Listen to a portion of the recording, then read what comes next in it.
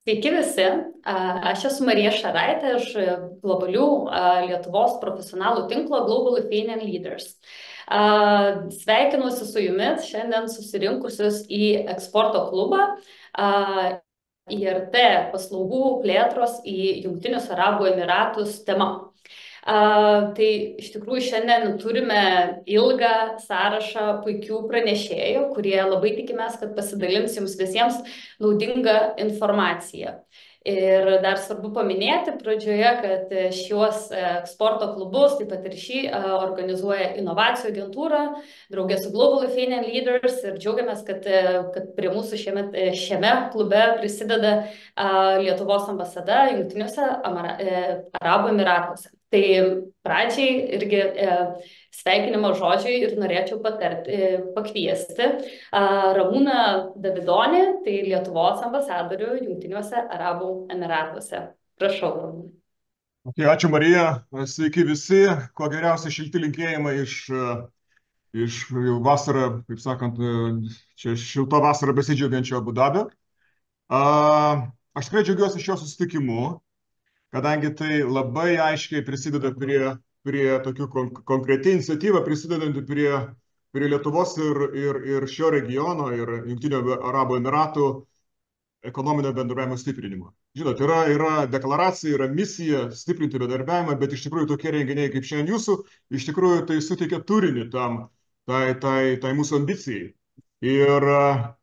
Ir iš tikrųjų, tai visų pirma, dėkui visiems, kurie prisidėjo prie šio seminaro surengimo, dėkui už iniciatyvą, už ambiciją ir dėkui dalyviams, kurie vis tiek pavasaris Lietuvoje ir šį gražų pavasario rytą nusprendė skirti savo brangų laiką tam, kad mes čia susėstume prie ekranų ir išgirstume tai, kas tikiuosi jūsų nenuvils.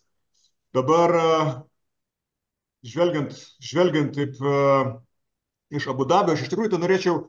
Žinau, kad mano kolegos ir jūs kalbėsite apie labai konkrečius dalykus. Aš norėčiau tokį strateginį paveikslą keliais tokiais ryškiais potėpiais nubrėžti, kur mes esame tarp Lietuvos ir Emiratų. Tai iš tikrųjų mes džiaugiamės tuo, kad Lietuva atėjo į šį regioną, atėjo prieš 4 metus, 20 metų kovo 6 dieną įsteigė ambasadą, įsmeigė Lietuvos vėliavą ir iš tikrųjų pasirinko šitą šalį, šitą miestą kaip savo interesų tokių esminių centrų. Tai yra, kad šita ambasada dengia 5 valstybės, apart Emiratų dengiame taipogi ir Saudo Arabiją, Bahreiną, Kuveitą ir Iraką.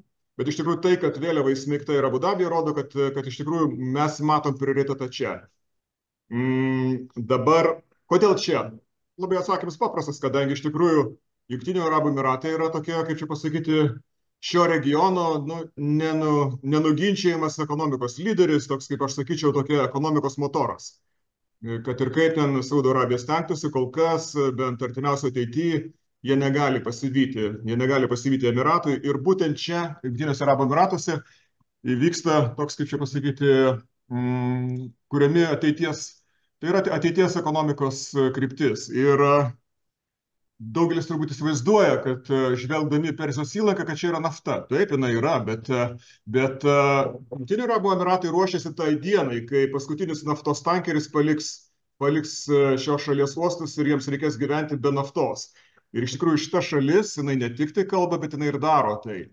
Ir dėl to, būtent šios auditorijos akiratyje yra ne nafta, šios auditorijos, kuri šiandien susėdusi prie ekranų akiratyje, yra aukštosios technologijos ir high-techas. Ir aš sakyčiau, kad Emiratai tikrai yra tas adresas, į kurį reikia kreipti savo dėmesį.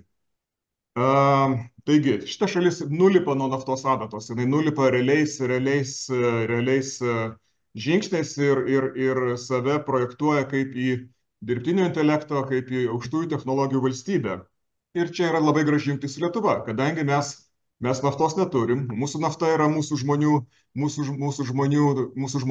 tai yra mūsų didžiausias turtas, bet mes irgi turime ambiciją, mes siekiame, mes turim kuo pasigirti. Tai dabar žvelgiant vėlgi strateginiam tokiam lygyje, ką mes matom? Mes matom, kad per 4 metus jau Lietuvos vėliava čia plevėsuoja. Mes matome, jeigu pažiūrėtume į abipusius prekybos srautus, mes matom tokį tendenciją, kad nesvarbu, kas viduje yra, kas yra panagrinėjus. Taip, tai nėra, aukštosios technologijos nesudaro didžiosios mūsų prekybos dalies, bet tendencija yra labai gera. Tendencija yra didžiulis augimas abiejų pusių. Kas dar yra? Šita šalis yra apie connectivity, apie junglumą. Nes jie nori būti ta vieta, kur susijungia regionai, kur atsidaro vartai į Afriką, į Indiją ir kitur.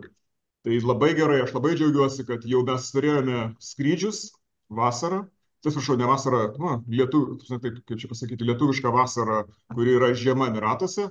Puikiai pasirodė tai ir dabar, jeigu viskas gerai, šala, kaip sakoma šitam regione, spalio 12 kompanija Fly Dubai pradeda kiaurus metus 3 kart per savaitę truksiančius skrydžius. Tai jeigu mes žiūrime, žinote, ir taip tą, kaip čia pasakyti, lentelę, tai junglumas yra. Ambasada yra. Kas dar yra? Yra įkurta ir Emiratų Lietuvos verslo taryba. Apie galima atskirai pašnekėti. Bet taipogi yra tas, taip čia kaip sakyti, ambicija iš abiejų pusių vystyti dvišalį bendradarbiavimą. Ir aš labai džiaugiuosi, kad pavyzdžiui vasario mėnesį, kai mūsų valstybės kanclerė lankėsi Emiratuose, jis susitiko su ekonomikos ministerijos state minister Zeudi, kuris po susitikimo išleido tweetą. Bet to tweeto pagrindinė žinia buvo labai paprasta, kad labai džiaugiuosi susitikimu su vyriausybės kanclerė, kuri atstovauja Lietuvą, šalį, su kuria Emiratai vysto didžiausią non-oil, ne nafta paremtas prekybos partneris, kur yra didžiausias augimas. Ne skaičiais, bet reiškia tendencija augimas. Taip, kad vėlgi, ta ambicija yra čia. Dabar, baigiant tą mano trumpą pasisakymą, aš tik noriu padėkoti vėlgi ir bendruomenės atstovams, kurie čia įsijungė į šią diskusiją, į šį renginį, nes, kaip žinote, Vilniuje užsienio reikalų ministerija yra Juozo Tumo Vaižganto gatvėje ir aš kaip vis tiek ten mokykloje tuo metu skaičiau nemažai kūrinių iš Juozo Tumo Vaižganto, aš nežinau, kaip dabar tai skaitoma, bet vienas dalykas man įstrigo, tai deimančiukai. Jis vadindavo tam tikrus žmonės, kurie tikrai tokia turi charizmą, deimančiukais. Tai aš sakyčiau, kad lietuvių bendruomenė čia Emiratos yra tie deimančiukai. Bet kalbėdamas mano institucijos adresu gatvėje esančiais, reiškia, rašytojo kunigo žodžiais, tai yra deimančiukai. Tai aš tikrai linkiu jiems toliau žibėti, nes būtent šie deimančiukai atidaro mums čia esantiems, nedidelį ambasadai, mes esame tik tai keliese čia, ir yra 5 šalis. Tai būtent šie deimančiukai praveria duris į šio regiono rinką ir aš linkiu, ir siekiu, kad tų deimančiukų šviesa ir toliau žibėtų, padedant mums visiems. Tai ką, tai tiek norėjau pasakyti ir norėjau palinkėti sėkmės ir ačiū dar kartą visiems prisidėjusiems ir dalyvaujantiems. Labai dėkui ambasadoriui už tokį intro žodį, taip pat už tokį atvirumą ambasados, kas, manau, irgi labai svarbu verslui tai pamatyti ir išgirsti. Ir pereisime dabar prie mūsų pranešėjų. Turime net puikius 4 profesionalus, kurie savo temomis pristatys tam tikrą patirtį ir taip pat dėkojame visiems užsiregistravusiems ir iš anksto pateikusiems klausimus ir mes iš tikrųjų labai stengsimės irgi atsakyti jau į visus iš anksto pateiktus klausimus ir taip pat ir renginio metu kviečiame į komentarų sekciją taip pat parašyti dar savo papildomų klausimų, jeigu jų turėtumėte. Taigi ir pačiai pradžiai noriu pakviesti pirmą pranešėją, Šarūnę Šablevičienę, kuri yra Lietuvos komercijos atašė Jungtiniuose Arabų Emiratuose ir papasakos apie būtent šios šalies informacinių ryšių technologijų rinkos apžvalgą. Prašau, Šarūnė.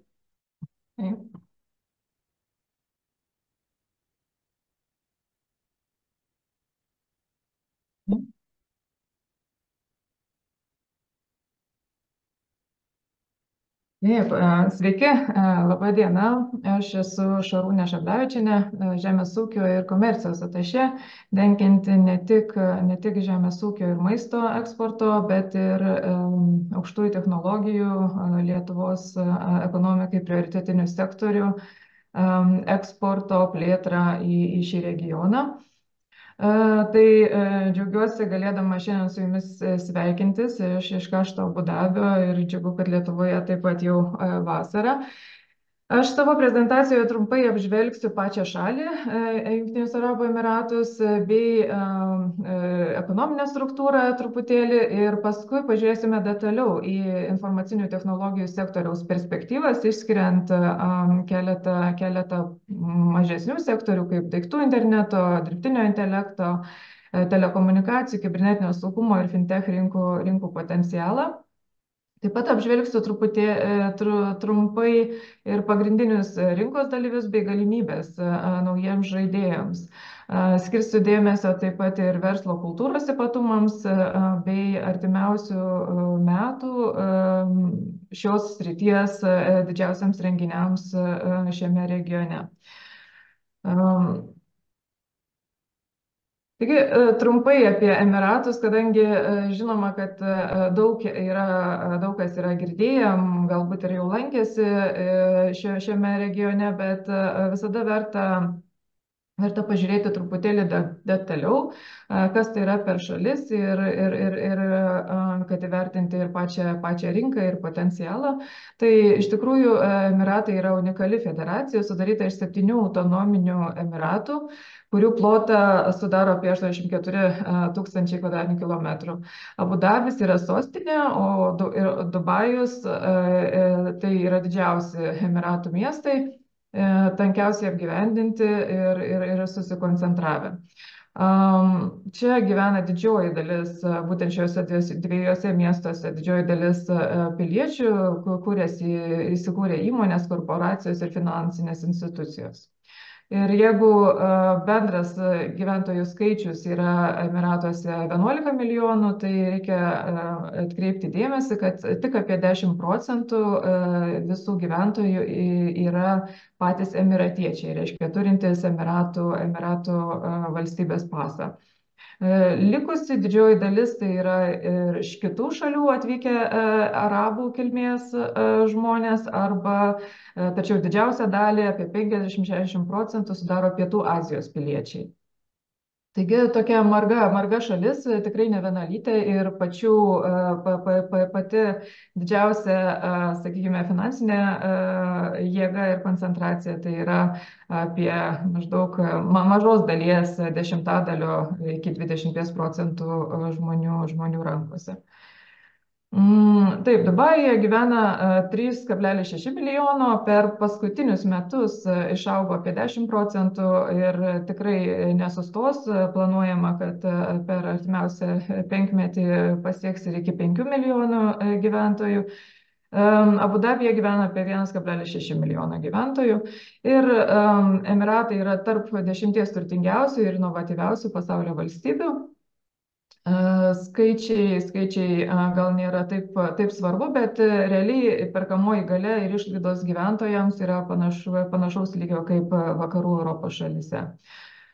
2022 metais BVP augimas buvo beveik 8%, šiems metams Tarptautinis valiutos fondas numato apie 3,5% augimą. Taip, iš lentelės matome, kad Jungtinių Arabų Emiratų ne naftos prekyba, kaip minėjo ir ambasadorius, yra tikslas kuo greičiau perorientuoti šitą ekonomiką nuo naftos nepriklausomą ekonomiką. Tai būtent ne naftos dalis auga nuo 2020 metų, augo apie 54 milijardus JAV dolerių per metus. Technologijų sektorius pasižymi taip pat sparčiu augimu ir atlieka svarbų vaidmenį, būtent diversifikuojant šalies ekonomiką ir mažinant priklausomybę nuo naftos bei skatinant inovacijas. Jungtiniai Arabų Emiratai turi aukšto lygio infrastruktūrą, kuri be abejo yra būtina technologijų plėtrai. Šalis taip pat gali pasigirti sparčiu internetu, moderniais duomenų centrais ir gerai išvystytų ryšių tinklų. Dėl vyriausybės dėmesio inovacijoms, palankių sąlygų ir ambicingų strategijų Emiratai tampa vis ryškesniu technologijų lyderiu artimuosiuose rytuose, bet taip pat ir pasauliniu mastu. Ir Be abejo, Emiratuose kūrėsi didžiosios tarptautinės kompanijos, bet taip pat yra ir vietos įmonės ir taip pat labai norima vystyti, tai yra startuolių bendruomenė. Perinant prie IT sektoriaus, tai kasmet būtent IT sektorius į šalies bendrąjį vidaus produktą įneša šiuo metu apie 2 procentus.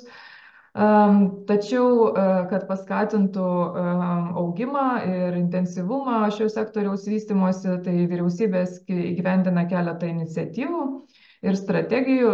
Norėčiau čia pažymėti keletą iš jų. Tai yra nacionalinė dirbtinio intelekto strategija.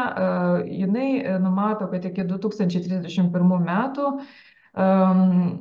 dirbtinis intelektas bus integruotas į visus ekonomikos ir visuomenės gyvenimą liečiančius sektorius. Kita vyriausybės iniciatyva yra 4-osios pramonės revoliucijos strategija, siekianti paspartinti technologinės inovacijas ir paversti Emiratus pirmaujančią 4-osios pramonės revoliucijos ekonomiką pasaulyje. Dar viena paminėtina iniciatyva būtent iš valstybinės institucijų, tai yra operacija 300 milijardų, tai yra ambicingas planas iki 2031 metų padidinti pramonės sektoriaus indėlį į BVP nuo šiuo metu 130 milijardų iki 300 milijardų šiuo atveju AED dirhamų. Tai yra apie 82 milijardai Jungtinių Amerikos valstijų dolerių būtų. Ir taip pat vienas ryškesnių projektų, tai yra išmanusis Dubajus, Smart Dubai, tai yra būtent Dubajaus vyriausybės programa siekianti paversti miestą pasauliniu išmaniojo miesto lyderiu ir pavyzdžiu. Taigi dėl šių strategijų Jungtinių Arabų Emiratų technologijų rinka tampa dar patrauklesnė tiek užsienio įmonėms, tiek ir investuotojams ieškantiems galimybių plėsti savo veiklą šioje dinamiškoje ir sparčiai augančioje aplinkoje. Ir bendrame aukštųjų technologijų sektoriuje, žinoma, išsiskiria informacinių technologijų sektorius ir keturias tokias potėmes, kaip daiktų internetas, telekomunikacijų, dirbtinio intelekto ir kibernetinio saugumo, taip pat trumpai apie fintech sektorių ir apžvelgsiu kitose skaidrėse. Dar trumpai apie perspektyvą pačio informacinių technologijų sektoriaus. Galima pastebėti, kad IT sritis pasižymė sparčiu augimu ir dideliu potencialu. Ir iš lentelės matome, kad 2002 metų IT rinkos vertė siekia apie 36 milijardai JAV dolerių. Prognozuojama, kad kasmet augimas yra apie 13 procentų ir iki 2027 metų pasieks praktiškai dvigubai, tai yra 66 milijardai JAV dolerių turėtų būti bendra vertė. Konkrečiai apie tuos 4-5 temas, tai daiktų interneto rinka yra sparčiai auganti technologijų sritis Emiratuose ir lentelėje matome, kad būtent daiktų interneto rinkos vertė 2002 metais siekia 20,76 milijardo JAV dolerių, o prognozuojama, kad kasmetinis augimo tempas bus apie 17 procentų ir iki 2028 metų šios rinkos vertė išaugs trigubai. Kita tema, tai sritis, tai yra tai, kad Jungtiniai Arabų Emiratai yra viena iš lyderių integruojančių dirbtinį intelektą į įvairias pramonės šakas, siekiant modernizuoti ir optimizuoti veiklą. Ir galima paminėti dėmesį, kur skiriama vystyti šią dirbtinio intelekto potencialą. Tai yra ir sveikatos priežiūra, ir transportas, ir aviacija, išmanieji miestai, švietimas.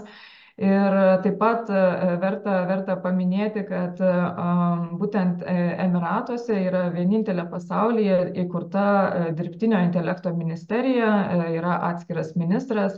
Ir tai rodo iš tikrųjų tą svarbą, ambicijų dydį ir būtent šitai dirbtinio intelekto temai. Yra jau dabar universitetuose Emiratuose atliekama labai ambicingų ir didelių tyrimų, kurie bus įgyvendinami ateinančiais dešimtmečiais, būtent dirbtinio intelekto tema. Ir be abejo, biudžetas šioje šalyje nėra ta tema, kuri stabdo tas ambicijas. Tai tikėtina, kad augimas bus labai didelis. Taip, numatomų laikotarpių, jeigu pažiūrėtume nuo 20 iki 30 metų, metinis augimo tempas gali siekti ir virš 40%. Ir čia galime taip pat matyti ten, kad jeigu dabar maždaug yra panašiai hardware, software ir services srityse pasiskirstimas būtent dirbtinio intelekto taikymo, tai iki 30 metų žymiai išsiplės būtent paslaugų sektoriuje poreikiai ir taikymo galimybės. Telekomunikacijų rinka nėra taip sparčiai auganti ir galbūt nors šalis ir investuoja į naujausias technologijas, bet ir verta taip pat žinoti, kad apie praktiškai 99% gyventojų turi prieigą prie interneto, turi ir ne po vieną telefoną. Iš tikrųjų yra visuomenė labai imli technologijoms ir socialiniams tinklams. Pagal statistiką galėtume matyti, kad labai daug laiko praleidžianti šalis. Tačiau telekomunikacijų rinkoje iš tikrųjų veikia dvi didelės įmonės, kurios dengia visus Emiratus, tai yra Etisalat ir Du įmonė. Tai tas galbūt turi įtakos tam ne itin dideliam augimui.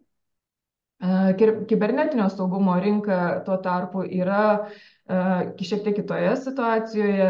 Emiratuose skaičiuojama, kad Emiratai pirmauja pagal pasaulyje, arba yra vieni iš pirmaujančių pasaulyje pagal statistiką, šiuo atveju gal nelabai pozityvę, bet būtent, kad patiriamų kibernetinių atakų ir yra labai daug.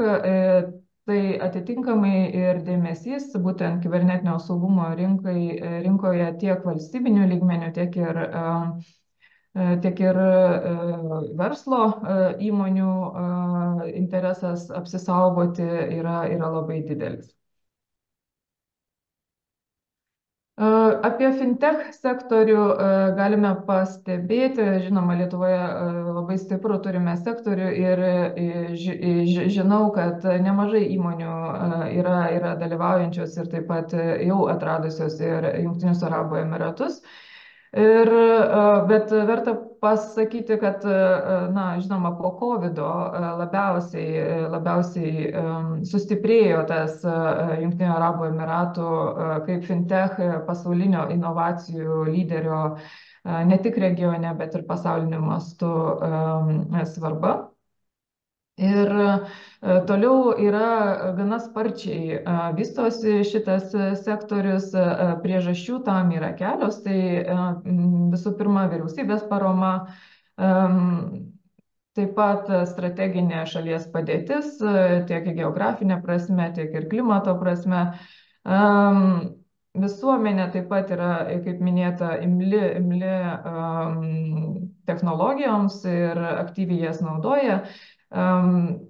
Infrastruktūra ir mažiau gal kalbėti apie tai, bet iš tiesų pačios šalies patrauklumas, klimato sąlygos ir įvairios valstybinės paramos formos ir skatinimo formos daro taip pat šitą šalį, ypač Dubajų, labai patrauklia vieta talentams iš viso pasaulio.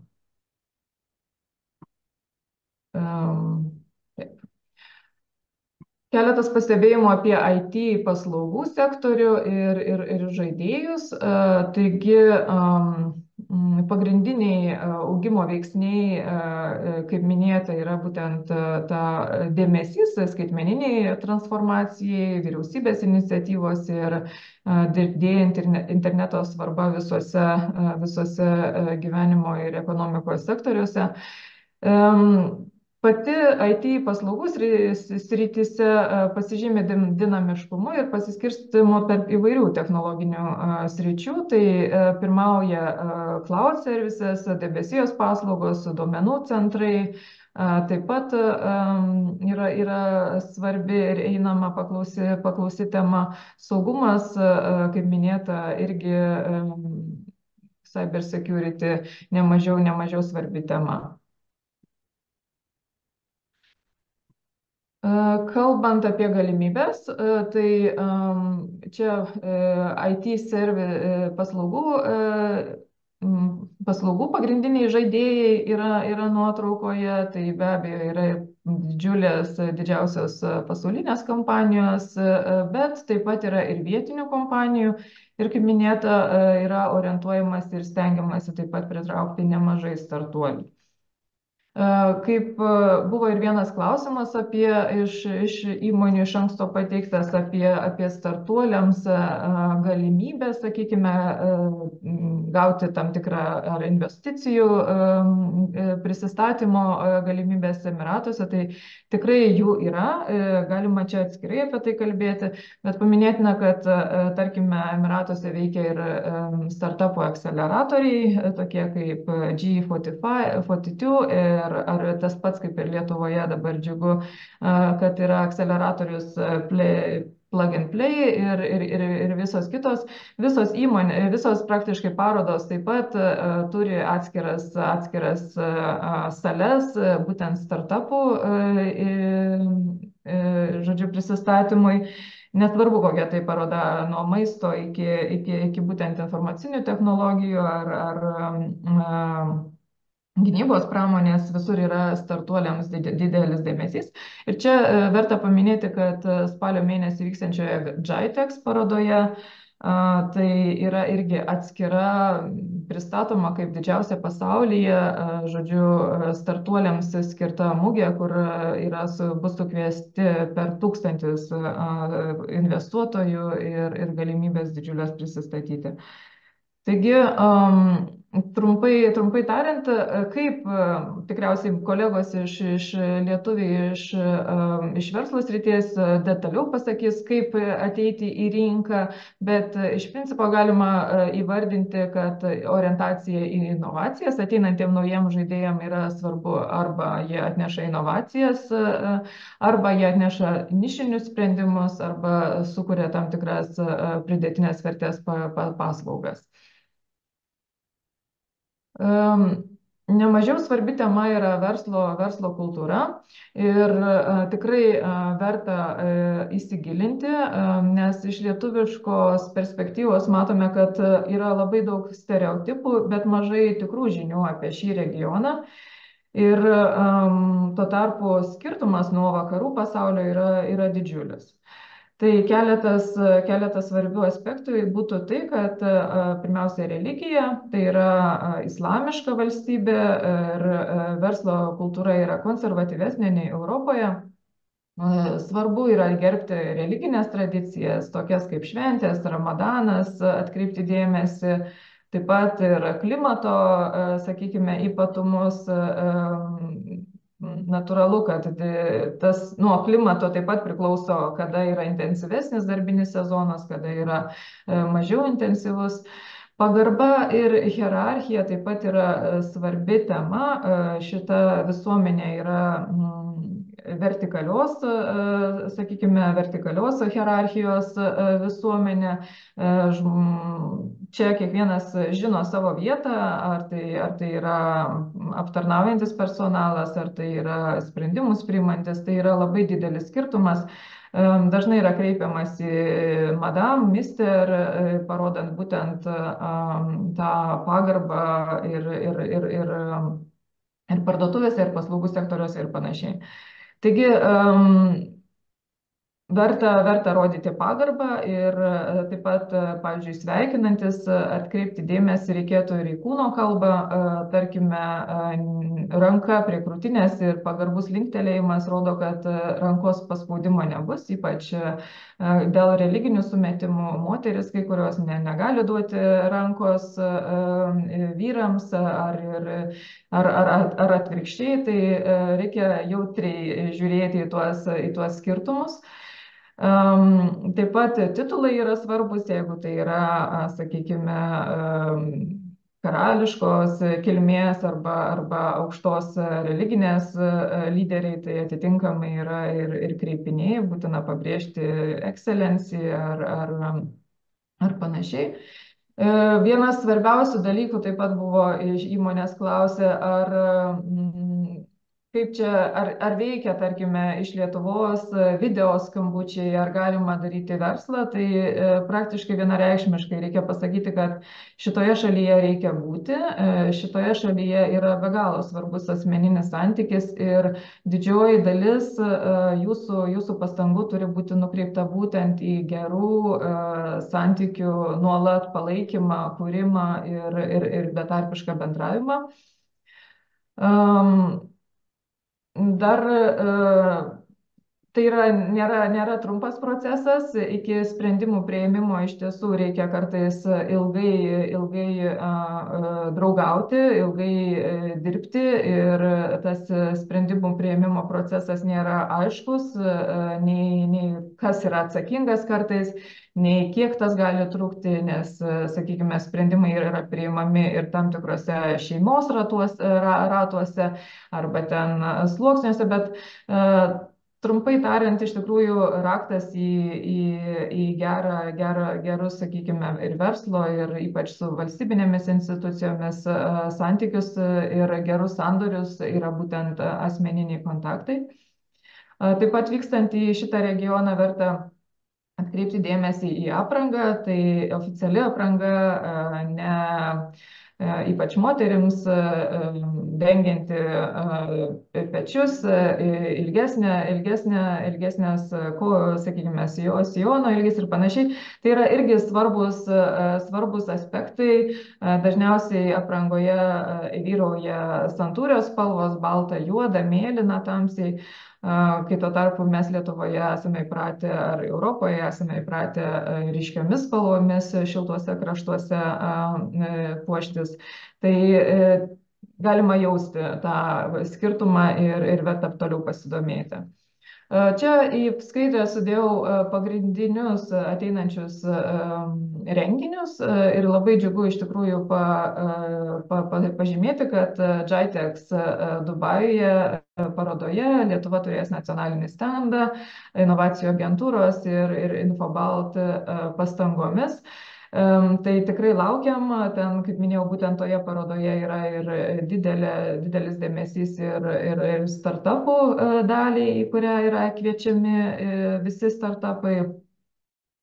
Taip pat pažymėtina, kad Saudo Arabijoje yra didelė paroda LEAP kitų metų pradžioje, tai vėlgi tos parodos yra vienos didžiausių, labiausiai išvystytų ir tikrai ambicingi renginiai, bet taip pat yra ir smulkesnių temų specializuoti renginiai, kaip pavyzdžiui fintecho renginiai arba Black Hat renginys Saudo Arabijoje skirtas cyber security temoms ir panašiai.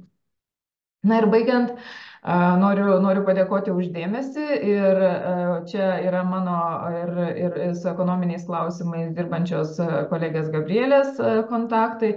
Visada esame jūsų paslaugoms ir atkreipiam taip pat dėmesį, kaip buvo minėta, kad ambasada dengia 5 šalis, praktiškai didžiąją regiono dalį. Ir pabaigti norėčiau tokiu palinkėjimu, kurį tikrai girdėsite labai dažnai, jeigu lankysitės čia, kad niekas nėra neįmanoma. Tai tuo ir norėčiau palinkėti eiti į šitą rinką, bandyti ir perduodu žodį jau kolegoms, praktikams iš verslo pusės pristatyti temas. Ačiū. Ačiū Šarūnė už labai išsame apžvalgą visos valstybės ir ekonomikos. Ir dabar keliaukime iš tikrųjų prie tų praktikų. Labai džiaugiamės kiekvienoje šalyje atrasdami įdomių verslo pasaulyje veikiančių lietuvių, kurie mielai sutinka pasidalinti savo patirtimi. Ir pirmąjį noriu pakviesti būtent IT profesionalą Edvardą Gindrėną, kuris yra Softdator Solutions LLC bendrasavininkas ir vadovas. Ir jis pasidalins būtent savo verslo kūrimo patirtimi ir būtent įėjimo į Jungtinių Arabų Emiratų rinką strategijomis. Tai Edvardai, prašau. Taip, tai sveiki visi. Visų pirma, tai aišku, didelis dėkui ambasadoriui Ramūnui ir Šarūnei ir Marijai iš Global Lithuanian Leaders už suteiktą platformą. Mums čia visiems pasisakyti ir pasidalinti savo mintimis, ką mes galim savo patirtimi. Tai aš tada iš karto savo prezentaciją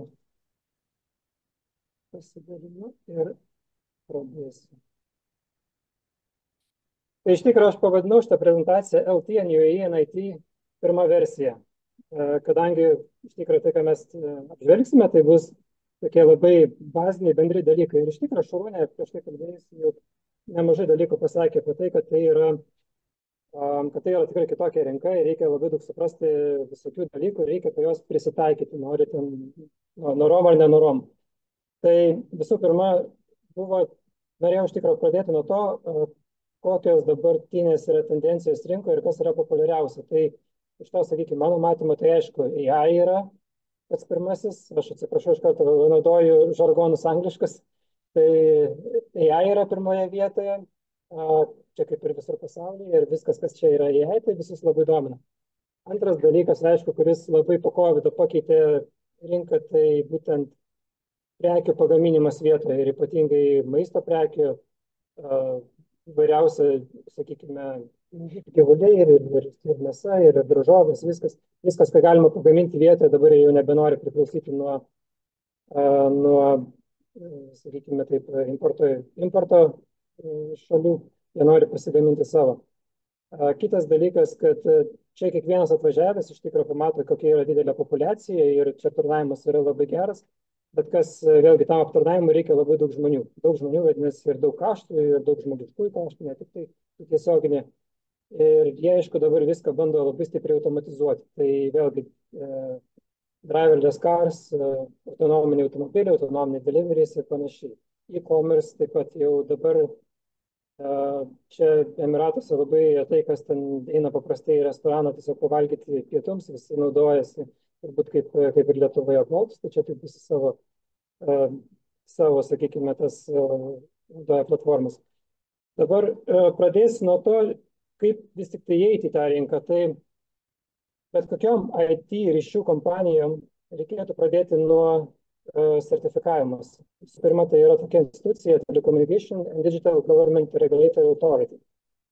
Ir jie reguliuoja visą, kas yra importuojama į Dubajų, sakykime, visas ryšio priemonės ir ne tik tai gaminius pačius, bet ir programinį įrangą. Kaip pavyzdys, pavyzdžiui, programinė įranga, jeigu čia susijusi su ryšiais, tai serveris turės būti vietoje. Sakykime, jeigu tai yra vėl kažkokia susijusi su kažkokio labai stipriai duomenimis, tai netgi turės ir daugiau turėti reikalavimų, kaip galbūt iš kitų institucijų irgi patvirtino, bet iš tikrųjų, jeigu jūs važiuosite, sakykime, kalbėsite su partneriais, tai iš tikrųjų pataričiau kompanijai pasidomėti tikrai visom procedūrom, kurios yra reikalingos, kad paskui neiškiltų papildomų klausimų derybų metu. Taip pat dėl gaminių. Jeigu jūs gaminius parduosite, sakykime, neturėdami reguliacijų TRI, mes vadinamasis reikalavimų, tai pasibaigs tuo, kad jums tiesiog muitinė juos užblokuos ir klientas jų negaus. Tai va, tai čia labai yra svarbus dalykas. Dabar, kada jau išsimuitinam ten visas procedūras, tai galima, sakykime, taip pasakyti, kaip čia maždaug tas rodo darbas su to partneriu. Tai aš įsivaizduoju, kad kiekviena kompanija labai savaip dirbs su partneriais, tai pagal savo galimybės, pagal savo produkto galimybės ir pagal tai, kokie yra to produkto, sakykime, koks yra svoris.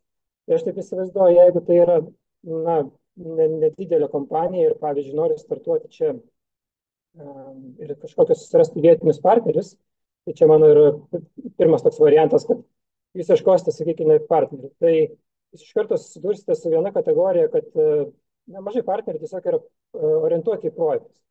Tai jie daro labai daug ką ir, pavyzdžiui, žino, kad, sakykime, jeigu jūs sudomėjo jūsų produktu, bet jie yra projektiniai, tai tiesiog jie tam kartui paims, o jeigu jūs pasirašysite su jais tą vadinamą joint venture, po to produktai nieko iš jūsų nedims ir paprasčiausiai jūs nebusite įdomus. Tai iš tikrųjų joint venture exclusivity, kai eina kalbos, tai iš tikrųjų labai patarčiau įsigilinti tai, kiek kompanija norės iš tikrųjų su jumis ilgalaikiai perspektyvai dirbti.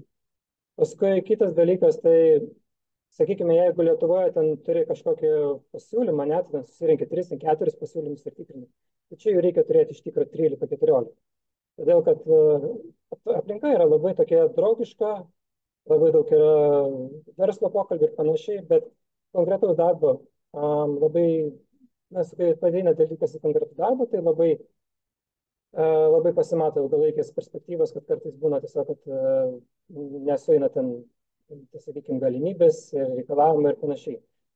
Tai kitas dalykas, kad jeigu jau turite kažką, tai kas domina klientus, tai iš tikrųjų reikėtų pasiruošti labai, kad čia visiems visko reikia vakar. Ir sprendimai čia yra pakankamai impulsyvūs. Tai ir jeigu, pasakykime, jūs nereaguosite į tai, sakysite, maždaug, kodėl jūs čia taip mus spaudžiate ar panašiai, tai tiesiog klientas greičiausiai neįstų kažko, kas yra, sakykime, kas turi vietinį tiekimą. Šiaip paprastai visus gaminius, jeigu jie registruoti, tai ten per, sakykime, lėktuvai suskraidina savaitės, jeigu čia nėra labai didelis reikalas. Jeigu tai yra mėnesio reikalas, tai labai rizikinga tokį pasiūlymą teikti. Tai va, paskui čia buvo užsiminta apie tokį kolektyvinį mąstymą. Aš parašiau team mindset, bet iš tikrųjų kartais norėtų pasakyti toks tribal mindset, kadangi čia nėra individualaus, nėra tokių dalykų, kad pasakys kažkas, bet aš paimsiu taip ir padarysiu. Čia dažniausiai žmonės tarėsi, galvoja ir dėl to iš tikrųjų užtrunka tas padaryti visą tą sandėrį. Paskui derybos irgi, sakykime, jūs niekada nesusidursite čia su aktyvia agresija, labai retai. Dažniausiai, jeigu kažkas, sakykime, jeigu paduota jūsų sąlyga netinka, tai žmogus tiesiog dings iš akiračio, kaip sako, duosim tą pilką zoną. Kad jūs maždaug, kad jūs pristaikytumėte prie, tai aš vadinu tai pasyvia agresija derybų būdu.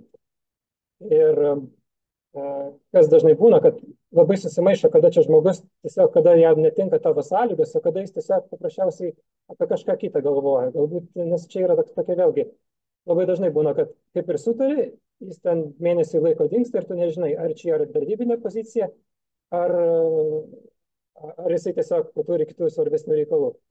Tai šitas, aišku, geriausia šitą klausimą atsakyti, kai esi vietoje ir gali tiesiog sekti tas įvykis.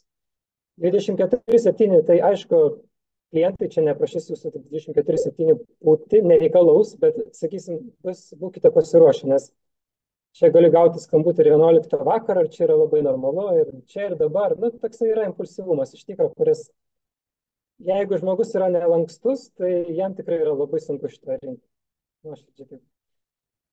Dabar, jeigu tai būtų didesnė žuvis, ko aš, aišku, visiems linkėčiau, tai, sakykime, dabar tas pats Etisalatas, kas yra telekomunikacijų paslaugų tiekėjas, tai jis dabar irgi labai daug sprendimų pardavinėja, kaip IoT sprendimų, tiesiog per save.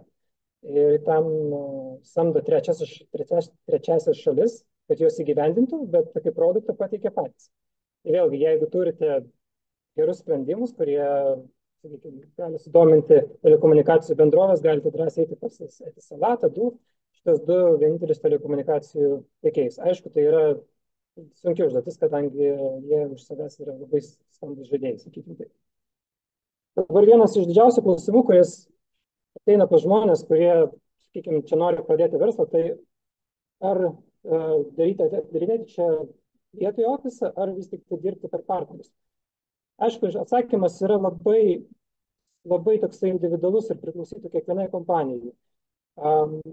Jeigu tai būtų, pavyzdžiui, kompanija, kuri yra Dubajuje, tai vėlgi yra laisvosios ekonominės zonos ir yra kompanijos, kurios skirtas yra dirbti būtent vietoje, būtent čia, jas taip vadinasi mainland ant žemės. Čia, aišku, Jolanta paskui dar pasiplės šitai temai, bet pavyzdžiui, toks labai paprastas dalykas, kad jeigu jūs įkursite laisvoje ekonominėje zonoje, taip vadinamąją free zone kompaniją, tai jūs negalėsite kai kurių produktų imti ir negalėsite dirbti būtent mainland'e. Tai čia toksai vienas tik pavyzdys, bet aš viską suvesčiau labiau tai, kad jeigu jūs vis tik tai nutarėte, kad atidarinėsite čia kompaniją, labai gerai pasidomėkit ir tikrai pasigilinkite su teisininku apie visas galimybės, kurias jūs galėsite, sakykime, įgyti tą kompaniją. Tai labai dažnai būna tokių stendų, kur arba reklaminių kvietimų ten maždaug 2000 eurų ir kompaniją atsidarom, bet iš to yra labai daug paslėptų mokesčių. Tai dabar, jeigu jūs, jau, sakykime, nutarėte atsidaryti savo kompaniją, nes tai yra naudinga, tai aišku, kur yra didžiausias pliusas, tai kad jūs matote, sakykime, turite prieimą į visą rinką, galite čia būti, bazuotis ir su jumis, aišku, jau visai kitaip šnekės žmonės, kai jūs turite čia kompaniją vietą. Tai nes vis tiek jie tada jau žino, kad kažkoks servizas, kažkokia problema bus, jis jums paskambins. Produktai irgi visada susitarsite, kad būtų vietoje. Ir čia tas yra labai svarbu iš tikrųjų. Taip pat vienas dar labai didelis pliusas yra, jeigu turite vietą kompaniją, tai kadangi čia yra tarptautinė labai rinka, globali rinka, iš tikrųjų labai įdomu kartais padirbti su tais klientais, kurie yra globalų žaidėjai ir būtent tą įgauti tą patirtį, sakykime. Dabar neigiamas savybės, tai vėlgi Jolanta dar daugiau prasiplės, bet pasakysiu, kad iš tikrųjų labai dideli kaštai yra būtent kompanijos išlaikymo, žmonių samdymo, labai daug visokių paslėptų mokesčių. Tai vėlgi, kai jūs išgirstate tą mokestį, žinokit, kad niekas negali garantuoti, kad neteis kažkokie nauji mokesčiai. Žmonių samdymas irgi taip pat yra labai sudėtingas procesas ir labai sudėtingas darbas, nes labai daug yra kultūrų susirinkė. Ir vėlgi, taip jau neinant į detalės, tai kiekvienoje to kultūroje visi yra savitumai ir pradedi kartais galvoti, tai čia ar aš kažko nesuprantu, ar čia tikrai žmonės kitaip viską mąsto ir iš to irgi labai daug chaoso išeina ir iš tikrųjų reikia daug laiko, kad praeitų, kad tu būtum peini pats per visą tą, tu jau supranti, kas yra kas ir tada, aišku, jau lengviau yra, bet tie įžengimo variantai tai yra labai sudėtingi. Aišku, reikėtų pabrėžti, čia yra su teisinė sistema, vėlgi niekas čia nesiteisė, jeigu tai paprastai pasakys, kadangi teisinė sistema, tai čia visi vakariečiai sako, kad yra labai sudėtinga, labai neaiški, labai paini ir neaišku, kas ten laimės. Ir iš tikrųjų dar vienas dalykas, jeigu vis tai nustarsite įsteigti čia kompaniją, tai iš tikrųjų iš karto pasiruoškite exit planų.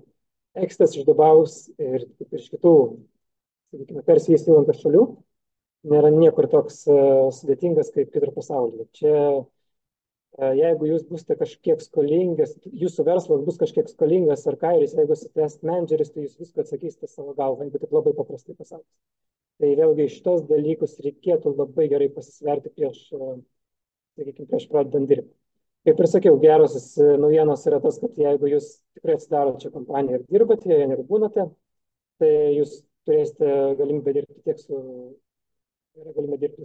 valstybiniais projektais, su didžiausiais pasaulyje brandais.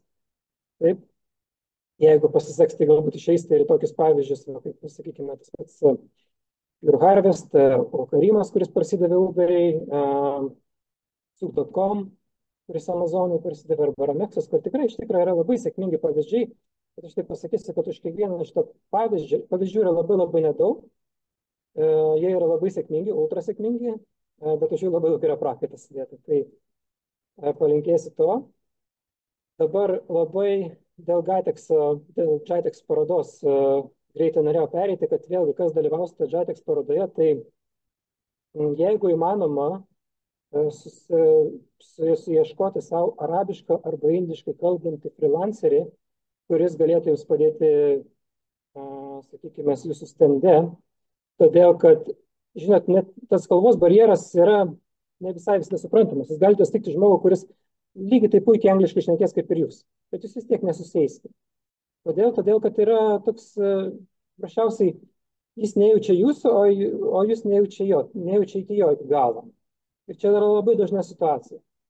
Todėl iš tikrųjų, jeigu įmanoma iš tikrųjų, tai geriau sakau, į tokias parodas susirasti žmogų, kuris tą bent jau pirminį tą darbą padarys, kuris supras, kas per žmogus yra ir kiek ten, sakykime, su juo jis yra suinteresuotas, kiek yra pajėgus, kad jums po to būtų aiškiau, kaip ir kokie keliu sueiti, nes kitaip tai labai daug prakaito išdėstyti, labai daug vargo ir rezultatas toks irgi būna tada labai patenkinamas. Ir aišku, konferencijas irgi linkėčiau iš tikrųjų sudalyvauti visose konferencijose, kurios yra. Gal tiksliau ne tik stebės lėtis stenduose, bet ir užduoti klausimus, būtent būti interaktyviam. Kiekviena ta dabar paroda turi savo mobilias aplikacijas ir ten galima netgi susirasti, kas dalyvauja, kaip dalyvauja, tai galima susisiekti. Ir iš tikrųjų linkėčiau, aišku, ir kitas parodas aplankyti, ne tik tai tą patį JITEX, tai EDPECas, pavyzdžiui, didžiausia pasaulio naftos ir dujų, sakykime, konferencija, Seamless, Dubai Fintechas, tai kiekvienam Gulf Foodas, tai atrodo maisto ten paroda, bet pavyzdžiui, labai daug yra kalbama, ar ten konferencijas apie IT panaudojimą tame sektoriu ir panašiai. Tai iš tikrųjų, čia visi žmonės atviri, kalbantis ir bendraujantis, bet klausimas tik tai, sakykime, kaip jūs su jais susikontaktuosite ir kiek jūs nešite. Tai visiems tiem, kurie iš tikrųjų nori daugiau apie šitą regioną sužinoti, tai aišku, aš linkėčiau tada pasiskaityti, sakykime, galbūt ir kažkokios literatūros prieš parodą, nes yra tokie klausimai, kurie jau, sakykime, būtų, na jau antraeiliai, bet jeigu jums įdomi šitą kultūrą, tai aš manau, kad jūs dar rastumėte labai daug atsakymų į klausimus, kurie atrodo pačiam neįmanoma atsakyti. Tai tiek iš manęs.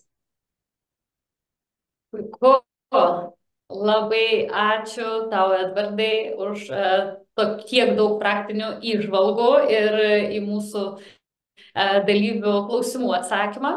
Ir dabar turėsime dar kelias tokias potėmes, kurios čia jau paminėtos kaip ypatingai svarbios. Taigi, ta ypatinga Dubajaus ir visų Emiratų teisė. Tai noriu pakviesti Jolantą Kaminskaitę Jonušauskienę, kuri yra teisininkė, IP Novus Law advokatė ir vadovaujanti partnerė. Ir ji būtent pasidalins, ką svarbiausia reikėtų žinoti tiems, kurie planuoja steigti įmonę Emiratuose. Prašau, Jolanta. Ačiū labai, Marija. Sveiki visi. Pabandysiu tada ir parodyti, kalbėdama prezentaciją. Taip.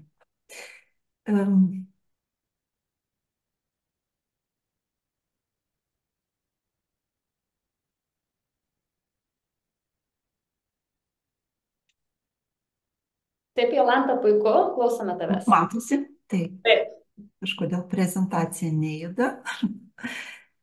Taip, tai jau išgirdote ir galėčiau paantrinti Edvardui, kad iš tiesų steigimas įmonės Dubajuje, Emiratuose yra pakankamai brangus procesas ir prieš nusprendžiant būtent, kur steigti įmonę, reikėtų labai įsigilinti ir pasitarti su konsultantu, kas būtent tinka kiekvienam individualiam atvejui.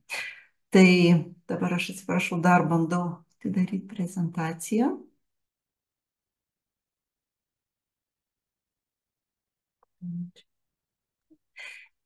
Tai pagrindiniai dalykai, aš dar atsiprašau, kažkodėl nepavyksta prezentacijos atidaryti.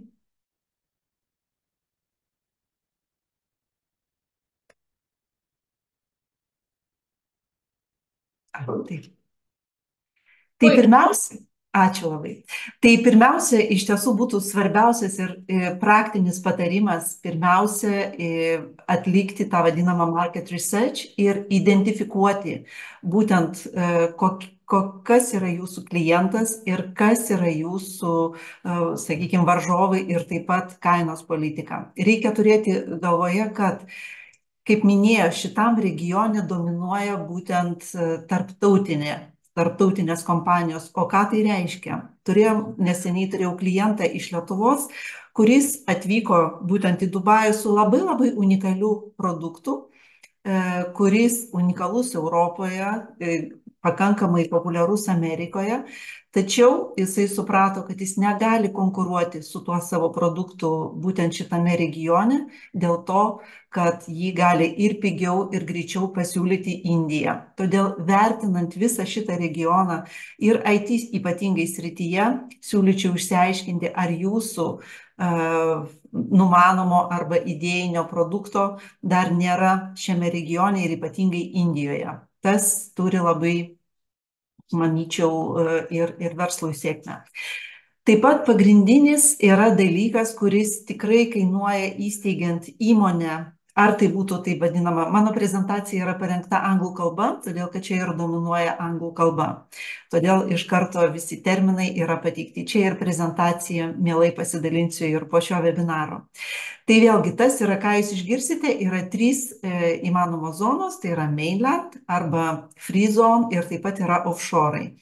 Free zone yra 40 variantų ir vėlgi kiekviena licencija, taip vadinama business license, kuri kainuoja kiekvienais metais, vidutinė kaina yra apie 3,5 tūkstančio eurų, vėlgi priklausomai nuo kurso, ir vėlgi nelabai skiriasi, ar tai yra mainland, ar tai yra, tarkime, ta vadinama free zone. Ja kiekvienais metais reikia atnaujinti. Todėl taip pat yra dar labai svarbus aspektas, kuris skiriasi vėlgi nuo, sakykime, Europos ar kitur pasaulio įmonių steigimo, kad įmonės veiklos rūšis būna labai siaura. Tai yra, jūs negalite steigdami įmonę pasirinkti keletą veiklos rūšių, labai plačių skirtingų, pavyzdžiui, ar pardavimas, ar, sakykime, paslaugos, jos gali būti ir papildomai apmokestintos. Todėl reikia labai žinoti, būtent išgryninti tą sritį ir iš karto ją numatyti. Ne tai, kad galbūt ateityje pakeisite, sakykime, vieną ar kitą sritį ir kad tai padengs jūsų licenciją. Nu, čia, žinot, iš tos, kaip pavyzdį tokį praktinį galiu pasakyti, jeigu yra duodama kaviniai licencija dirbti tik tai su pyragais, bet jeigu jau norėtų daryti kažką tai su mėsa, jau tai turėtų būti atskira licencija. Taip pat yra labai svarbus dalykas, kuris kainuoja nemažai, yra būtent pasirenkant vizą, kuri reikalinga įsteigus įmonę. Tai gali būti investuotojo viza, taip pat jeigu atvyksta kartu šeima, šeimos viza, taip pat gali būti darbo viza ir šiuo metu yra jau gan populiarėjanti, vadinama, tos vizos išduodamos 3 metams, tad yra galimybė įsigijus nekilnojamą turtą arba turint banko sąskaitoj pinigų, 2 milijonai dirhamų, tai čia kažkur apie 500 tūkstančių eurų galima jau pretenduoti ir vadinamą auksinę 10 metų vizą. Didžiausias iššūkis yra įsteigti įmonę, čia tikrai neužtrunka, tai gali ir tą siūlo padaryti nemažai kompanijų, bet tikrai yra labai labai svarbus, ypatingai šitame regione, čia kaip lietuviai sako, who knows who, tai yra jūs tikrai drąsiai pasinaudokite čia esančiais lietuviais arba turimais kontaktais, kad žinotumėte, kas gali jums padėti įvairiais klausimais, pradedant nuo įmonės įsteigimo, taip pat buhalterinė apskaita ir jau nekalbant apie verslo partnerius. Su kuo susiduriama, koks didžiausias yra iššūkis, čia atsidaryti banko sąskaitą. Nors dabar jau situacija keičiasi ir nuo praeitų metų startuoliams yra, pavyzdžiui, toks bankas kaip Vio. Tai yra būtent skaitmeninė platforma ir tai yra, kuo yra gerai, aš pati neseniai apie jį sužinojau, nes steigiant įmonę dar prieš 2 metus to nebuvo. Tai, pavyzdžiui, bankai reikalauja, atsidarant įmonės sąskaitą, kad įmonės sąskaitoje būtų depozitas tam tikros pinigų sumos. Tai, pavyzdžiui, kartais to reikalauja minimalus, kartais būna priklausomai nuo banko. Tai gali būti nuo 10 tūkstančių eurų iki 100 tūkstančių eurų ir tuomet bankas netaiko papildomo mokesčio kasmėnesinio už sąskaitos palaikymą. Tai va, tarkime, Vio to nereikalauja ir banko sąskaitą galima atsidaryti greičiau. Taip pat bendras pragyvenimas čia yra pakankamai brangus. Vienas pažįstamas yra paskaičiavęs, aš pati asmeniškai dar taip detaliai neskaičiavau, bet tikrai, jeigu atvažiuotų 4 asmenų šeima, tai mėnesio pragyvenimui reikia turėti bent jau 15 000 eurų, nes yra labai brangios mokyklos, pakankamai brangu išsinuomoti būstą. Na, vėlgi, aišku, priklauso nuo ten, kur norėtumėt, bet tie kaštai yra pakankamai ženkliai didesni negu Lietuvoje. Tačiau čia aš jums pateikiu informaciją apie mokesčius, dabartiniai mokesčiai, kurie yra unikalūs vis dar fiziniam asmeniui, nes fizinis asmuo, fiziniam asmeniui netaikomi jokie mokesčiai. Man pačiai prie to reikėjo priprasti bent 4 mėnesius pirmus, klausant, tikrai nėra mokesčių. Tai šio tokio tiesioginio mokesčio nėra, bet kaip Edvardas minėjo, visur yra tokie, sakyčiau, paslėpti mokesčiai. Tai vėlgi yra, jeigu įmonėms tai yra licencijos, dabar yra pagrindiniai mokesčiai, kurie yra taikomi, tai yra 9% pelno mokestis, kai jūsų suma įmonės apyvarta viršė 100 000 eurų.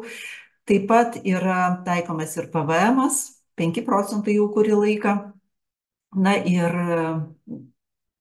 vėlgi viršiantis fiziniam asmeniui, galbūt paminėčiau, jeigu vis tik tai nuspręstumėt, šiaip linkėčiau bet kuriam jaunam žmogui, ypatingai technologijų srityje, atvykti ir išbandyti savo jėgas ir pamatyti, bent jau susipažinti su tuo, kaip gali būti, sakykime, monetizuojamas čia verslas, bet vienas iš būdų yra ne tik įmonės steigimas, bet galima gauti ir, sakykime, freelancerio licenciją, kas kainuotų ženkliai mažiau, tai yra kažkur 350 eurų per metus, jeigu pajamos neviršė 100 000 eurų. Čia maždaug čia skaičiuojama pagal dirhamų kursą. Tai tokios galimybės irgi yra ir žinau nemažai jaunų žmonių, kurie būtent tokiom sąlygom čia pradžiai įsikūrė. Taip pat, sakyčiau, yra gera patirtis dirbti ir tarptautinėje kompanijoje. Čia, beje, bendra teisinė sistema yra paremta anglosaksų teisinė sistema. Aišku, tai yra labai mišri, bet jeigu žiūrint kryptį, ką jie bando, kurią pusę eina, tai būtent yra šitos teisinės sistemos. Tai šiuo atveju yra taip pat labai paminėtina, kad nuo praeitų metų labai pasikeitė ir darbo teisė. Jinai galbūt, sakyčiau, kažkuria prasme darosi europietiškesnė, tačiau yra labai svarbus momentas steigiantiems, ypatingai jeigu steigiantiems didesnės įmonės, kad jeigu įmonė yra daugiau kaip 20 žmonių, yra privaloma priimti į darbą 1 emiratį. Jau nuo kitų metų tai bus privaloma priimti 2 emiračius. Emiratės tai yra būtent žmogus turintis vietos pasą. Tas žmogus iš tų 2 milijonų, apie kurio Šarūnė minėjo. Taip pat sutartys yra sudaromos ir turi būti apibrėžtos 3 metams, anksčiau tai buvo neterminuotas sutartis, dabar privaloma turėti apibrėžtą laiką. Daugiau kas yra, tai nėra labai patogi šalis būtent moterims, kurios norėtų išeiti motinystės atostogų, nes šiuo metu jau šiek tiek situacija pagerėjo, anksčiau buvo dar trumpesnis motinystės laikas, tai 60 dienų dabar, iš kurių yra apmokama tik tai 45. Na ir kiek tenka girdėti, atlyginimai kol kas Dubajuje, bent jau iš tarptautinių kompanijų, aš nemažai bendrauju su šiaurės šalių verslo centrais, tai yra su Švedijos, Suomijos, tai yra žmonėmis, kurie jau čia gyvena ir 15 ir 20 metų, kad atlyginimai šiuo metu kaip ir mažėja. Taip pat buvo vienas iš klausimų dėl paskolų gavimo bankuose. Tai bankai iš tiesų duoda paskolas, bet įmonė turi čia būti jau registruota ir vykdyti veiklą ne mažiau kaip metus, nes priešingo atveju tikrai geranoriškai gausit visą konsultaciją, bet faktiškai gauti paskolą yra labai sudėtinga. Todėl įmonė turi būti minimalus reikalavimas metai. Buvo klausimas dėl elektroninio parašo. Tai iš tiesų elektroninis parašas ir priimti įstatymai, čia vėlgi matote pateikiau skaidrėje, jie yra ir visose, sakykime, tiek free zone, tiek mainland, tiek visose jurisdikcijose. Yra iš viso 3 taip vadinamas jurisdikcijos, apie kurias išgirstumėte, tai būtent tokia yra vadinama Dubai International Financial Center DFC, kuri turi savo jurisdikciją, taip pat Abu Dhabi Global Markets ADGM, viena iš tokių, ir tai yra visose galima atskirai steigti įmonės. Taip pat paminėčiau, kad taip ir patvirtinčiau iš nuogirdų, pačiai neteko dalyvauti čia teismuose ir galbūt ir neketinu, yra partneriai, nes tam reikalinga speciali licencija būtų, bet procesai jie gana tokie, sakykime, brangus, tikrai yra brangus, todėl mažai kas kreipiasi į teismus. Na ir aišku, jeigu tai yra, žinot, kaip pasakymas, jeigu tai yra susijęs ginčas su vietiniu ar, sakykime, vietos žmonėmis emiračiais, na tai čia galiu jums pasakyti, kad varnas varno akies nekerta. Tai, ką aš esu girdėjusi. Dar norėčiau paminėti, kad iš tokių gal praktinių dalykų, taip, čia yra unikali šalis tuo, kad nėra bankroto įstatymo. Tai yra, tokiu atveju jūs atsakote visų savo turtų, tiek asmeninių, ir būtent asmeninių, netgi jeigu tai yra įsteigta įmonė. Įmonės uždarimas čia nėra gana sudėtingas procesas, bet lygiai toks pats brangus kaip ir bet kur. Tai yra, norint uždaryti įmonę, tai yra, jūs negalite užšaldyti įmonės veiklos ir, pavyzdžiui, jeigu ateina nauji metai, naujas laikotarpis, jūs tiesiog negalite nesumokėti licencinio mokesčio. Tai yra, nepriklausomai nuo to, ar įmonė turi pelną ar ne. Bet siekiant uždaryti įmonę, reikia atlikti visapusišką auditą, tai vėlgi sumokėti auditoriams, sumokėti likvidacinį mokestį ir tuomet įmonė tiesiog išlikviduojama iš įmonių rejestro, bet tą padaryti būtina. Kalbėjau su partneriu, kuris čia jau dirba taip pat 10 metų, tai sakė, per paskutinius 2 metus jis daugiau uždarė įmonių negu atidarė, nes dažniausiai, jeigu norint pakeisti įmonės veiklos sritį, yra patogiau ir pigiau atsidaryti naują įmonę, negu ją performuoti.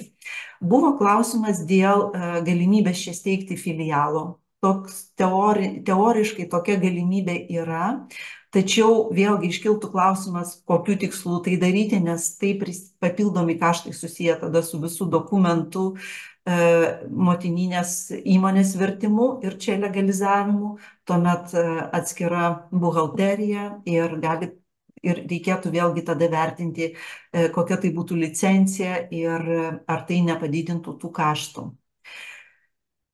Ką dar galėčiau paminėti? Yra viena tokia rizika, apie kurią niekas dar nepaminėjo. Paminėčiau dar tai, kad čia veikia Laimės ministerija, jinai įsteigta nuo 2016 metų ir vartotojų apsaugai tikrai teikiamas didelis dėmesys. Na ir viena iš didžiausių rizikų yra ta, kad jums čia atvykus ir įsikūrus ir pagyvenus bent metus yra didelė rizika, kad jūs nenorėsite iš čia išvažiuoti. Ir bet kuriom priemonėm norėsite čia pasilikti ir po to, aišku, grįžimas į bet kokią šalį po gyvenimo Dubajuje gali būti, nesakyčiau, sudėtingas, bet iškelti klausimų. Tai gal tiek tuomet iš savo pusės. Puiku, labai ačiū Jolanta tikrai už tiek naudingų ir labai praktinių patarimų. Ir dabar pereikime dar prie mūsų paskutinės potemės, kur irgi tai taip pat buvo paminėta čia ne vieno iš pranešėjų, tai yra komunikacija, kad tai yra tikrai valstybė turinti savo specifiką. Ir čia kviečiu tuomet Evaldą Bilių, kuris yra video paslaugų įmonės agentūros Evamotion vadovas, taip pat kuriantis būtent verslą ir žinantis, kaip komunikuoti tame regione. Tai Evaldai, prašau, kviečiu pasidalinti patirtimi. Sveiki, dėkui, tai bandysiu tada gal greitai prabėgti pro skaidrės, trumpinti laiką ir gal kiek nors atnešti tos vertės. Tai apie save gal, kodėl aš kalbu, iš kur tos žinios, tai mano visas UI Dubajaus, kaip sakant, veikla susiskirsto į 3 dalis. Tai aš esu video agentūros vadovas, Tai vat, apie komunikaciją, apie pristatymus, kodėl mes kalbame. Tuo pačiu aš turiu į startup vlogą, vadinasi epizodą, kur darau intervius su joji vietiniais startupais. Ir kita veikla tai yra Lietuvių verslo klubas. Tai, kaip sakant, visi kūrime bendruomenę, daliname žinioms ir bandom viens kitiem padėti. Tai va, tai dėl pristatymo, kaip save pristatyti ir kokia mano patirtis, kaip kitos didžiosios kompanijos, ar tai didžiosios, ar tai mažieji startupai prisistato. Tai aš kažkaip išskirčiau į tokius kelis elementus. Tai žmonės, vieta, arabų kalba ir subtitrai. Ta pati ir Edvardas buvo paminėjęs, kad čia reikia bandyti lokalizuotis. Tai yra du variantai, arba tu esi čia ir tada savo tą pristatymą, savo tą kontentą lokalizuoja, arba yra irgi variantų, kai kompanijos jos nėra čia įsisteigusios, bet jos turi savo, tarkim, Amerikos kontentą vadinamą, tą pristatymą, ar tai būtų video medžiaga, ar tai foto medžiaga, tada bando užfilmuoti arba užfotografuoti specifines vietas, kurios, aišku, yra čia lokalizuotos, tai kaip, tarkim, BMW pačioj parodyta, tai va, būtinai ir dykumą reikia nuvažiuoti parodyti, kad va, čia mes vietiniai rinkoje esame, arba būna tokios užduotys, kaip su to miesto skyline'u pasidaryti nuotrauką, ir jie tada į komunikaciją integruoja, kad vis dėlto jie jau čia yra, jie supranta kultūrą, jie supranta, kaip čia viskas vyksta, ir jau galima dabar pirkti, nes irgi, kaip sakoma, kaip Edvardas minėjo, kad čia viskas vadinasi last minute reikalai vyksta.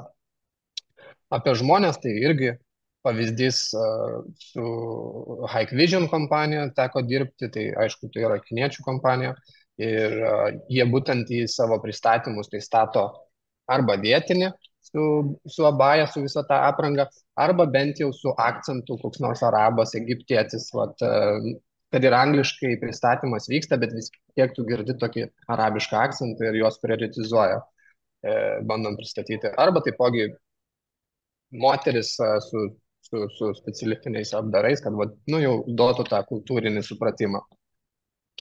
Tai jeigu arabų kalba nėra galima, tai tarkim, ar išversti, ar įgarsinti, ar nufilmuoti, tai subtitrai būtinai yra dedami. Tai 90% mūsų medžiagos pristatymų, startupų pristatymus, viena versija išeina angliška, o kita išeina angliška su subtitrais arabiškais, tam, kad arabiškai kalbantys žmonės jau galėtų kažkaip lengviau įsisavinti informaciją.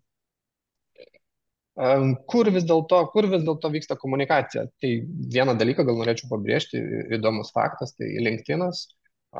Jisai pirmauja, tai 88% Jungtinių arabų populiacijos naudoja LinkedIną.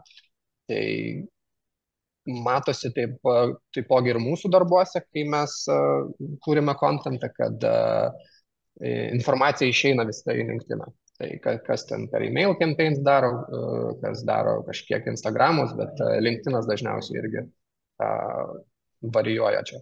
Ir taipogi LinkedIną galima surasti, kaip sakant, B2B verslo komunikacijos, kaip sakant, bet kokį narį. Ir iš savo patirties, ar kuriant video produkcijos kompaniją, arba ieškant interviu dėl savo vlogo, didelė dalis komunikacijos yra pradėta per LinkedIną.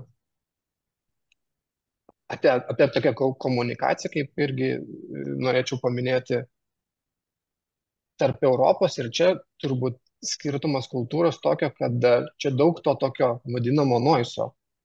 Visi gali kalbėti, visi gali bendrauti, bet niekas tiesiai šviesiai neatsakyti. Ir tas kontekstas ir skirtumas gali europiečiams būti klaidingai suprantamas. Gal mes Europai pripratę tiesiai šviesiai gauti atsakymą, taip patinka, taip nepatinka. Čia nieks to iš karto nepasakys, čia pasakys ačiū, mes pagalvosim, pažiūrėsime. Ir ta komunikacija gali tęstis iki negaliu, nes niekas nenori prisimti atsakomybės ir kažkokio neigiamo atsakymo tiesiai iškomunikuoti. Tai va toksai įdomus kultūriškas faktas. Tokia kaip hierarchija, norėčiau paminėti irgi karališka šeima ir valstybinis sektorius. Tai, kaip sakant, visada tiek valstybinis sektorius, tiek karališka šeima visada yra teisi ir apie kažkaip negatyviai apie juos negalima kalbėti. Bet komunikacijai dažnai didelės kompanijos, kaip čia dabar išsireikšti, nori parodyti pagarbą, ar tai valstybiniam sektoriui, ar tai karališkai šeimai. Tai būna dažnai galima būtų pamatyti receptione, priimamajame, yra nuotraukos parodydamos ir iš mūsų patirties mums visada reikia jas nufilmuoti, parodyti, kad vat, mes gerbėme, mes suprantame šitą kultūrą ir mes kaip kompanija, kaip startupas esame įsintegravę. Kitas toksai gal niuansas - biudžetų ir projektų užbaigimo patvirtinimas. Tai vėl dėl tos komunikacijos atrodo, kad niekas čia nenori prisimti atsakomybės. Nėra taip, kad, tarkim, iš marketingo ar iš dar kažkokio projekto vadovo, gal Europai, žmogus turi teisę, galimybę priimti sprendimą ir nebūtinai ten eiti kažkur aukščiau ir kalbėti ir bandyti pasitvirtinti. Čia kitaip yra. Čia atrodo, kiekvienas klausimas, kiekvienas aspektas turės nueiti iki pačio viršaus ir gauti atsakymą. Tarkim, tokių netgi paprastų pavyzdžių teko susidurti, kaip ir Adnoko pagrindinis CEO, jis vis tiek turi priimti sprendimą, ar tas video su tokia spalva gali išeiti ar negali išeiti. Man tai buvo keista, mano kolegom, europiečiams tai yra labai keista, kodėl tokio lygio vadovas turi priminėti tokius sprendimus, bet čia jau vyksta. Ir to įtakoja, nusitęsia tai periodai, nusitęsia patvirtinimai ir, kaip sakant, naujoms kompanijoms ateinančioms čia gali kažkaip turiu bandyti pasiplanuoti ir pasiskaičiuoti, kad tokie dalykai gali vykti. Ir taipogi kultūrų įvairovė ir skirtumai daug minėta čia, bet priklauso su kuom dirbsim, galima dirbti tam pačiuose Emiratuose, tai su Azijos, su Indijos community, galima su europiečiais, galima su tais pačiais arabais ir kaip bebūtų, su visais reikia kalbėti skirtingai ir visi supranta kai kurios aspektus į kitokių požiūrių. Tai vėl žiūrim su kuom dirbam, su kuom šnekam, nes tai daug ką reiškia. 7 Emiratai, tai norėčiau paminėti kažkaip, gal ir kaip 7 skirtingos taisyklės iš pačio patirties, tarkim, dirbant su dronų projektais, licenzijos leidimai, projekto laimėjimai. Tai dėl licenzijų, tarkim, jeigu Dubajui turiu licenciją, ar kas nors turi licenciją dronų, ir čia nesvarbu, ar tai filmuoti, ar tai daryti šou, ar tai bandyti kažkokius test delivery daryti su dronais. Jeigu Dubajui turit licenciją, Abu Dabiui jau reikia kitokios licencijos. Ir yra tekę susidurti, kad atvažiuoja užsienio kompanijos, bando kažkokius testus pasidaryti ir jau susidurėm, kad kitame Emirate vis dėlto nepasigalvom, nepasiskaičiavom, o jau reikia kitos licencijos. Tai arba kaštai, arba laikas. Projekto laimėjimai irgi kaip pavyzdys yra tekę pradėti didelį projektą, vos ne dokumentiką su Abu Dabiu. Aš esu Dubajui, mano licenzija ir kompanija Dubajui. Po mėnesio, kaip sakant, pasiruošimo, likus 3 dienom iki starto, atėjo informacija, kad vis dėlto Abu Dabio valstybinė institucija neawardins, neleis laimėti, kaip sakant, kompanijai iš Dubajaus. Reikia Abu Dabio kompanijos. Tai ir toksai paskutiniu metu blokas, siena, kurią dabar jau žinau, ką klausti, projekto pradžioje galiu klausti, kas galutinis klientas, kas, kaip sakant, invoisus mokės ir bandyti tai iš karto suprasti, ar neiškils kokių ten keblumų. Buvo klausimas apie startuolių finansavimą, buvo tema apie tos pačius exhibition parodas. Tai iš savo patirties galiu paminėti ir patarti, ir kaip matau, kaip kiti startuoliai ganėtinai išnaudoja inkubatorius. Aš esu irgi įkūręs kompaniją per inkubatorių, tai pagrindiniai 6 inkubatoriai, aš esu In5 inkubatoriuje. Tai kokia esmė, kad pirmosius 3 metus inkubatorius, ar dažniausiai tai yra valstybinis inkubatorius, subsidijuoja tavo licenciją ir subsidijuoja tavo ofisą. Tai mano atveju aš gavau 3 metų subsidijas ir mokėjau už ofisą ten 1500 dirhamų. į mėnesį, o už licenciją nemokėjau. Tai vat tos 3 metus galima, kaip sakant, susišvelninti savo tą pradžią, gali pasitestuoti rinką ir tikrai rekomenduočiau bandyti įeiti į rinką per inkubatorių.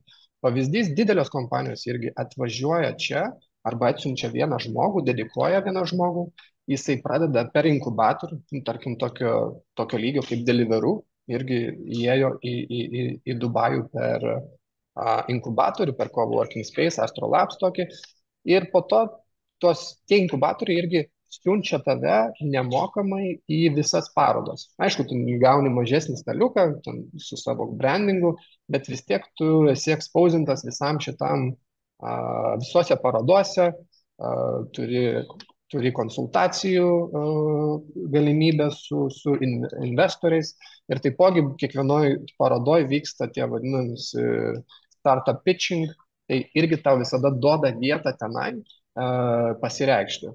Na ir vat, kaip sakant, pabiški, pamažais žingsniais galima tokiais būdais ir rasti tą investitorių. Tai turbūt iš mano pusės tiek. Ačiū. Labai ačiū, Evaldai.